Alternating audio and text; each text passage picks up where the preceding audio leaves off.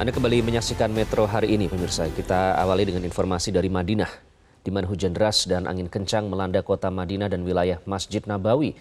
Hujan es sempat terjadi dan berdampak pada kedatangan para jemaah haji yang dialihkan ke Jeddah. Hujan deras disertai angin kencang terjadi di kawasan Bandara Amir Muhammad bin Abdul Aziz.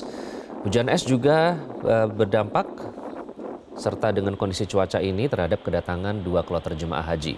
Kedua penerbangan sempat beralih tujuan ke Jeddah.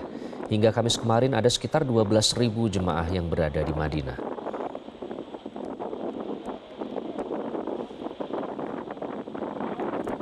Hujan juga mengguyur wilayah Masjid Nabawi. Hujan disambut antusias oleh jemaah yang ada di Masjid Nabawi. Saat ini suhu di Madinah hingga Kamis pagi masih terasa sejuk, yakni di bawah 30 derajat Celcius. Sementara itu hari ini dijadwalkan ada sebanyak 5.490 jemaah yang akan berdatangan di Madinah melalui 14 kloter.